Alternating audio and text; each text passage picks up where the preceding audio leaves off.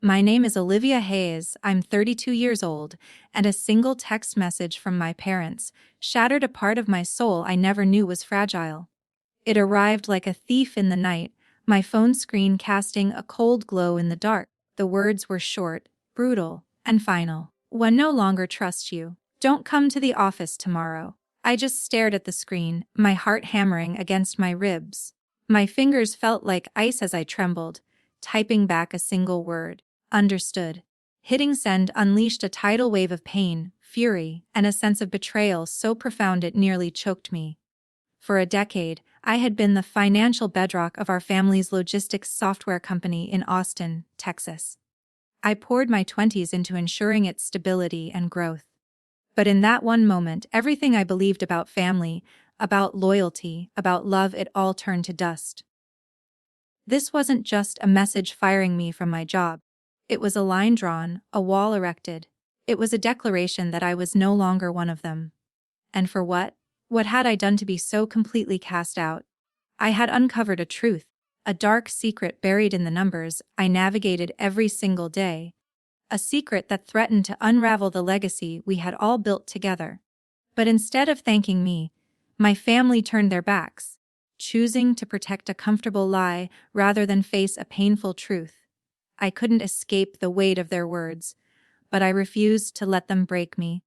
I knew something bigger was coming, a reckoning that was still just a shadow on the horizon. Stick with me, and I'll tell you exactly what tore my family apart, what devastating truths I found, and why that one single word, understood, changed the course of my entire life. Have you ever found yourself standing alone, abandoned by the very people who were supposed to have your back, simply for doing the right thing? I'd love to hear your story in the comments below. And if you want to see how this all unfolds, please hit that like button and subscribe to the channel.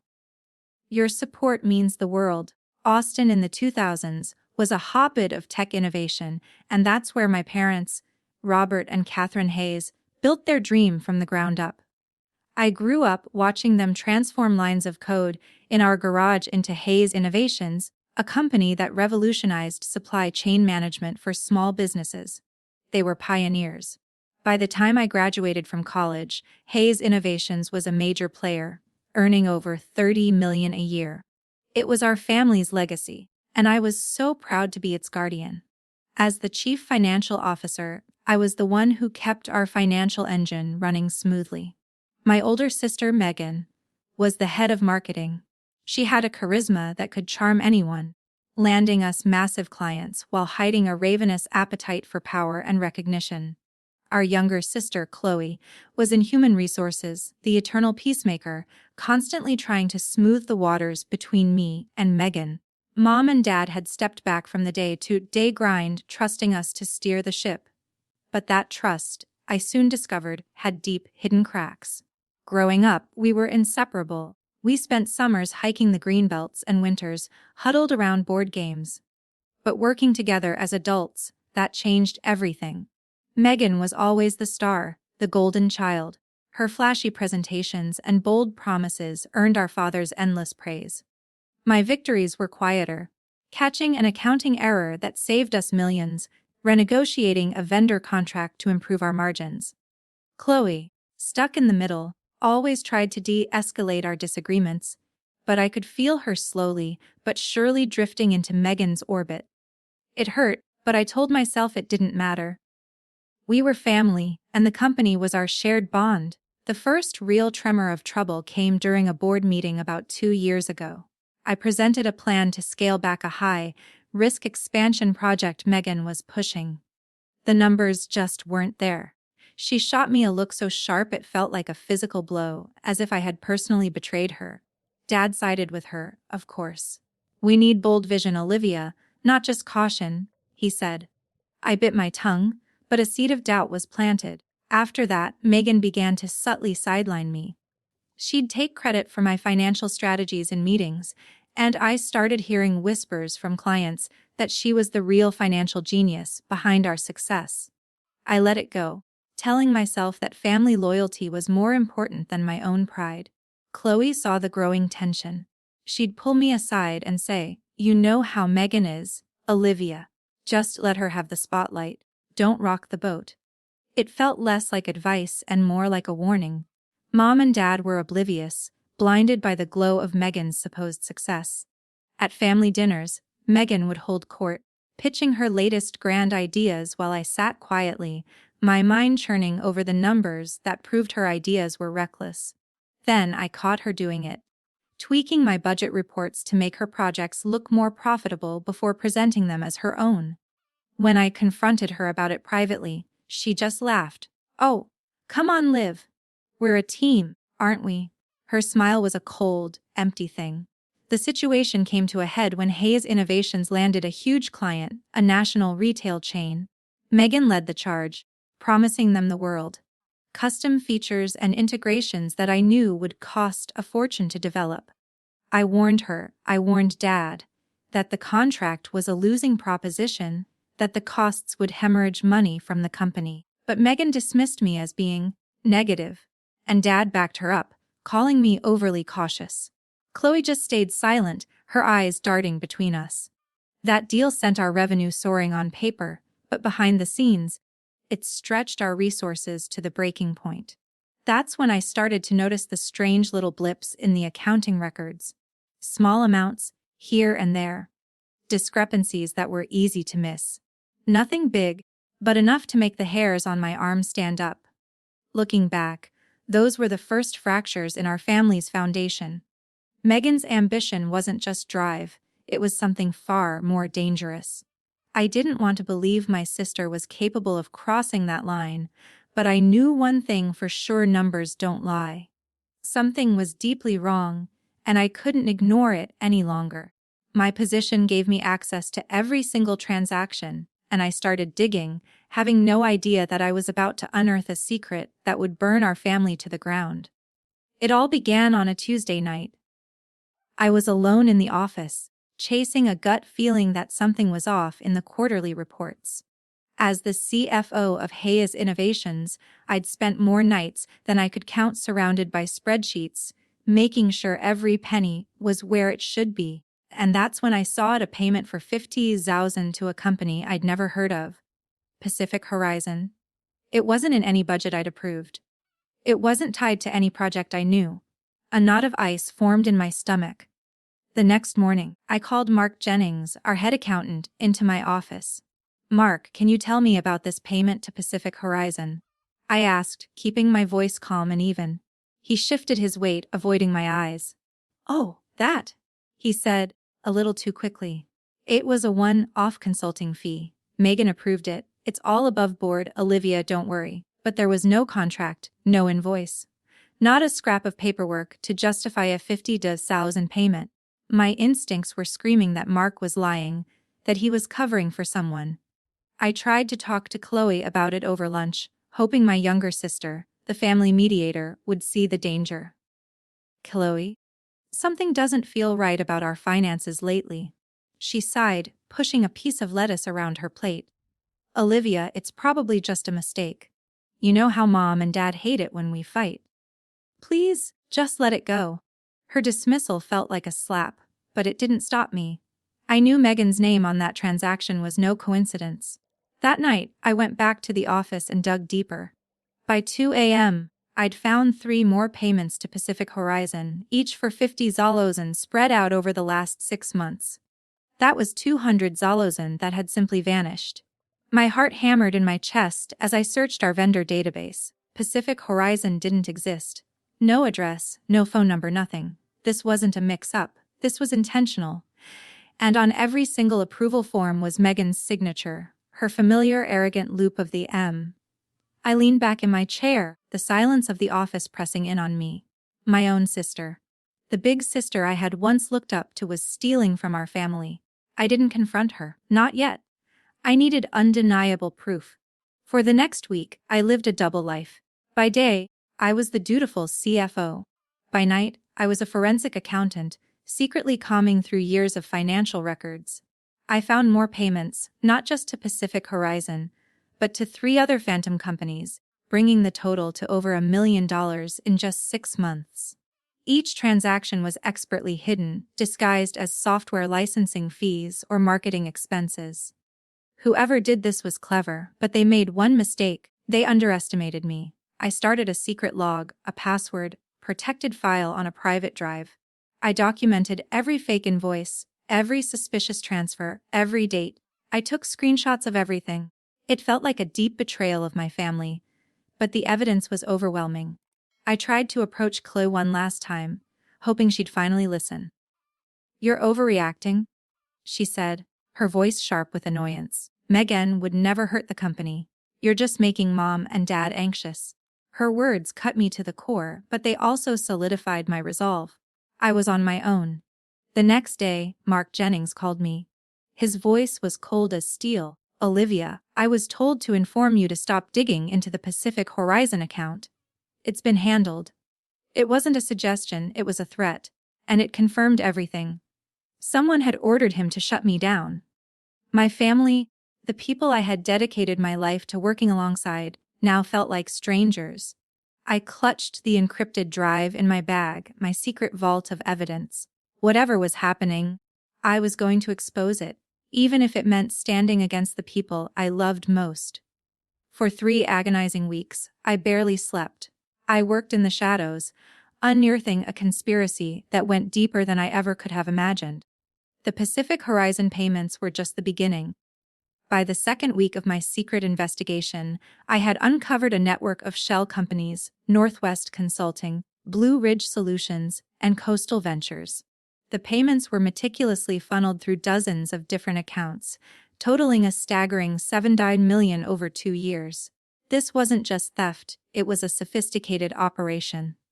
And Megan's name, her approval, was the common thread tying it all together. I found wire transfers to offshore accounts in countries I couldn't even place on a map. My hands shook as the full picture came into focus. This was calculated. This was criminal. I needed an outside expert, someone with no connection to my family. I called Dr. Evelyn Reed, my old finance professor from UT Austin, a woman whose integrity was unshakable. On a secure video call, I laid out the evidence, careful not to mention my sister's name at first. Evelyn listened intently, her expression growing more grim with each detail.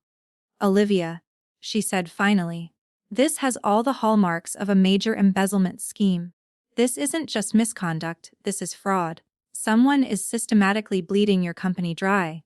When I finally admitted it was my sister, Megan, her voice softened but became even more serious. "Get hard copies of everything," she warned.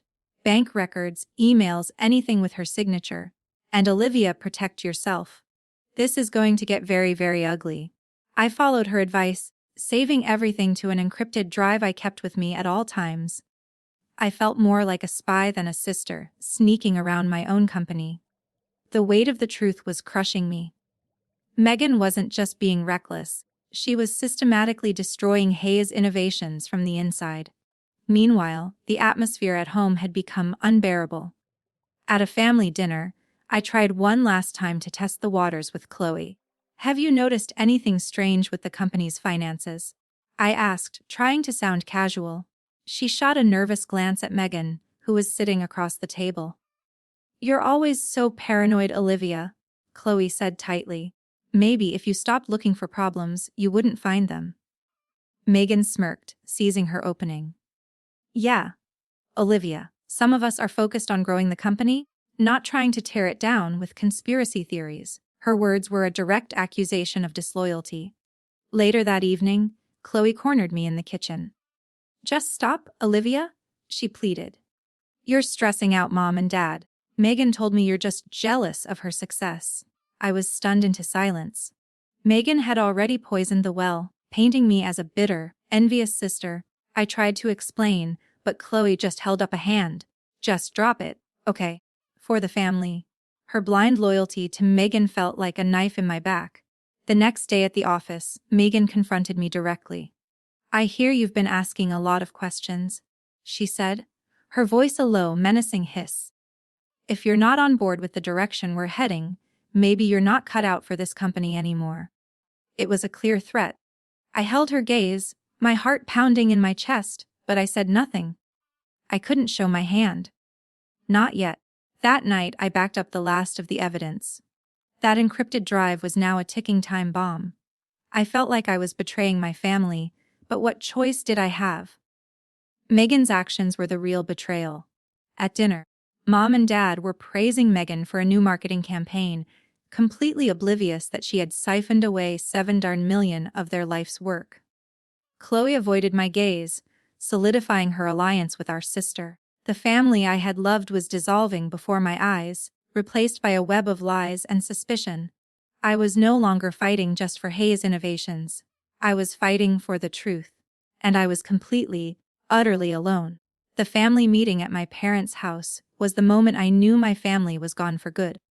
I had spent 2 days compiling my evidence into a clear, concise report, each page a testament to Megan's deceit. The shell companies, the offshore accounts, the 700 million, it was all there, in black and white, supported by bank statements and Megan's own signature. I walked into their home clinging to a folder full of truth, hoping it would be enough to save our company. I walked out with nothing but the ashes of my former life. I laid it all out on the polished oak of the dining room table.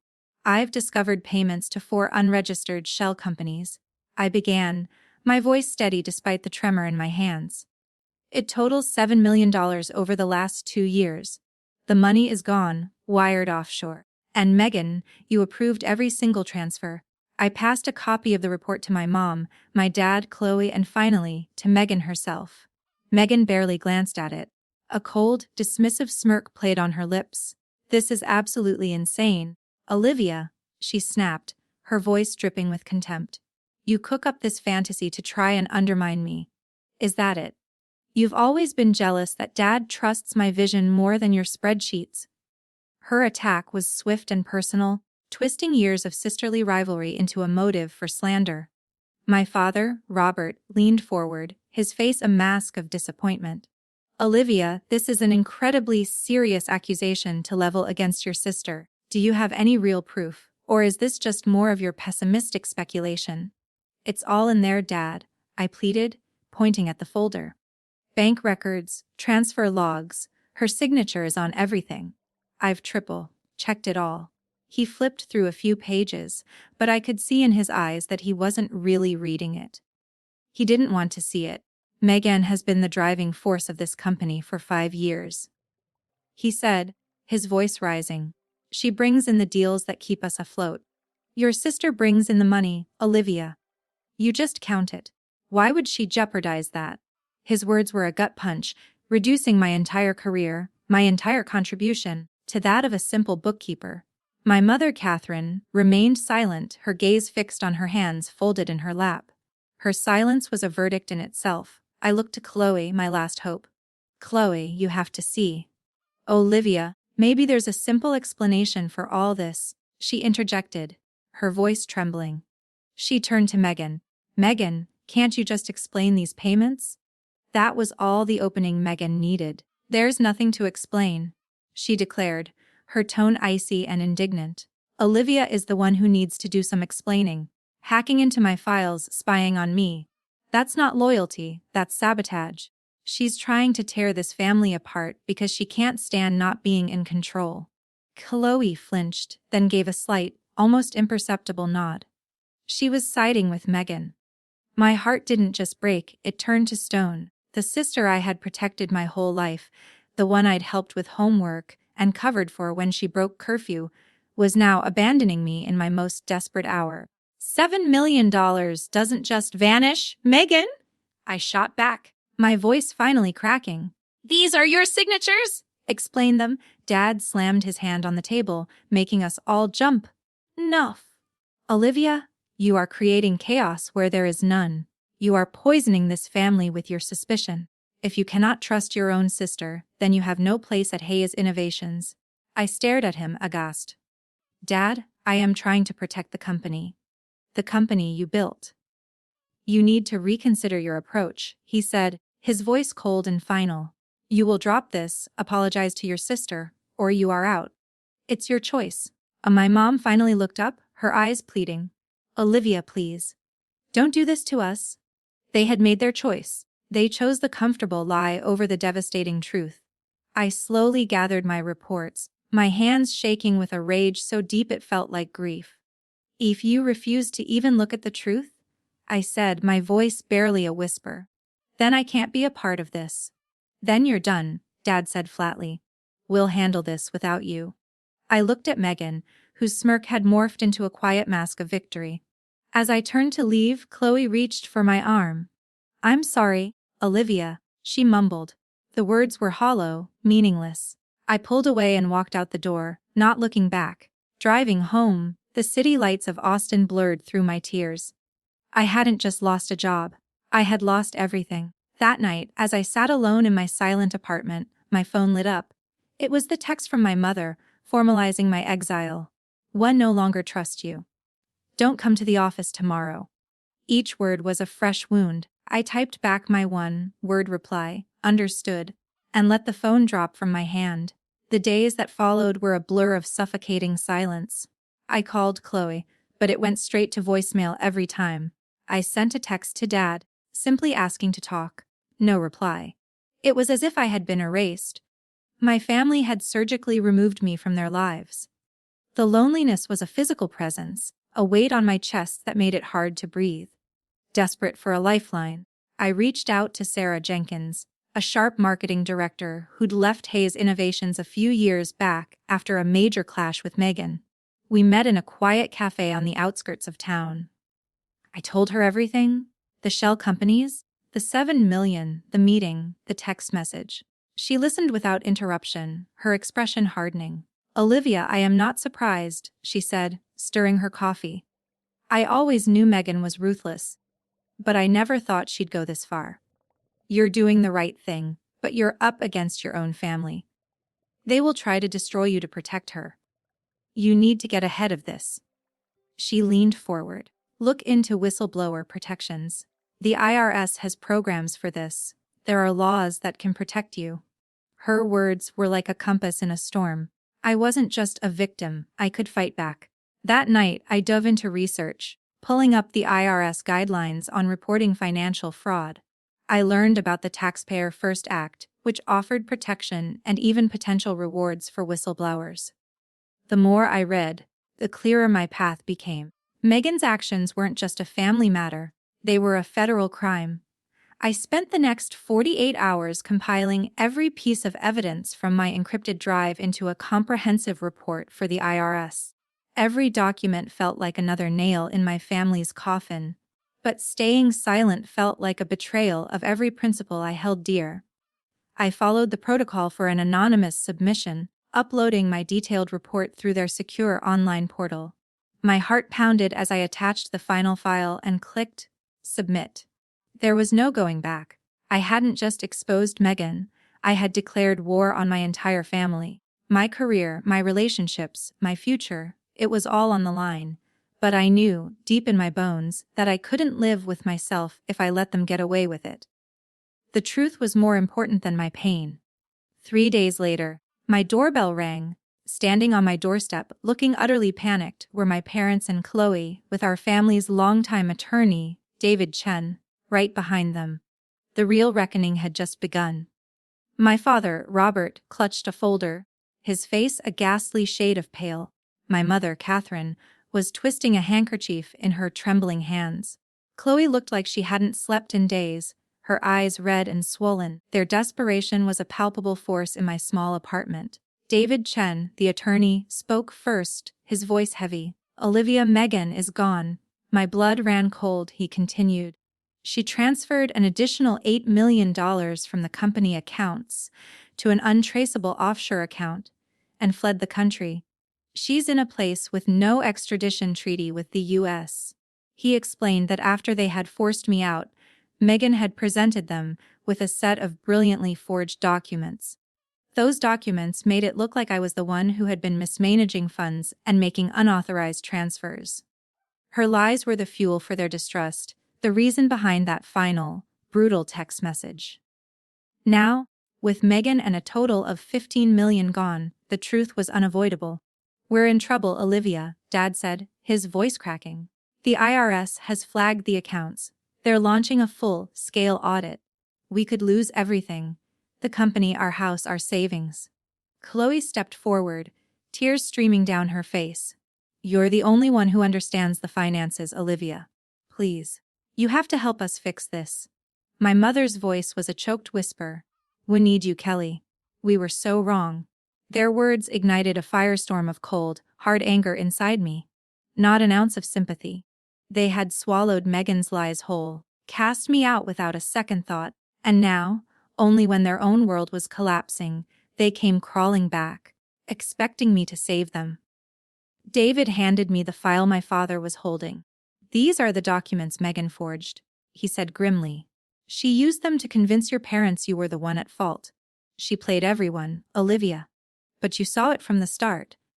I looked at their terrified faces. Talk to the IRS, Olivia, Dad begged. Tell them it was all Megan. Tell them we didn't know. You're our only hope. We're family, Chloe sobbed. Please. Their apologies were worthless, like trying to patch a shattered window with tape. They weren't sorry for betraying me, they were sorry they got caught. I took a step back, my voice as cold and steady as a frozen river. You chose her lies over my truth. You threw me out. I warned you, and you refused to listen. I looked each of them in the eye. You don't get to ask for my help now. You just abandon us. My father snarled, his desperation turning to anger. You abandoned me first, I replied quietly. Megan did this, but you let her. You enabled her. Her actions are your consequences. My mother bowed her head, defeated. Leaving them standing in my living room, I walked into my office and called Agent Franklin, the IRS agent who was now in charge of the case. I told him everything. The new details of Megan's final transfer, the forged documents she'd used to frame me, and every last piece of evidence from my encrypted drive. This is critical information, Miss Hayes, he said. This will significantly accelerate our investigation. My fight was no longer about catching Megan. It was about accountability. As my family left my apartment, their footsteps echoing their defeat, I felt a strange mixture of grief and empowerment. They had built an empire with me by their side, only to stand by and watch one of their own burn it to the ground. Now, they would have to face the fire they helped create. 6 months later, I stood on the balcony of my new apartment in a new city, finally breathing free. I never looked back. The collapse of Hayes Innovations was swift and total. The company filed for bankruptcy, its name forever tarnished in the Austin tech community. The IRS levied a crushing $10 million penalty against my parents for gross financial misconduct. It wiped out their life savings and forced them to sell their home. Their legacy was reduced to a cautionary tale whispered at cocktail parties. Megan was officially an international fugitive. With the evidence I provided, a federal warrant was issued for her arrest, but she remained untouchable, a ghost in a foreign country. I sometimes heard rumors of her living a lonely, paranoid existence, forever looking over her shoulder. Her greed had cost her everything. There was no victory in it for me, just the hollow ache for a sister I no longer knew. Chloe tried to reach out. Her texts were filled with remorse and pleas for a second chance. I was a coward. Olivia, I know that now. You're still my sister. But her words were 6 months too late. The sisterly bond had been severed the moment she chose silence over truth. I deleted her messages without replying. Rebuilding my life meant leaving the rubble of my old one behind, and that included her. Cutting ties was the hardest and most necessary thing I've ever done. I moved to Denver and accepted a position with a top consulting firm, specializing in corporate ethics and financial transparency. The work was fulfilling. I advised companies on how to build the kind of accountable culture that had been so poisonously absent in my own family's business. I was valued for my expertise, not my last name. Day by day, I rebuilt my confidence, piece by piece. I was standing on my own, free from the suffocating weight of my family's expectations. This entire nightmare taught me the most valuable lesson of my life: blind loyalty is not a virtue, it's a cage. I was raised to believe that family comes first, always. But my family showed me the devastating cost of that belief when it's used to shield wrongdoing. I learned that my responsibility to my own integrity, to the truth, had to come first. Standing up for what was right meant I had to walk away, and it broke my own heart to do it.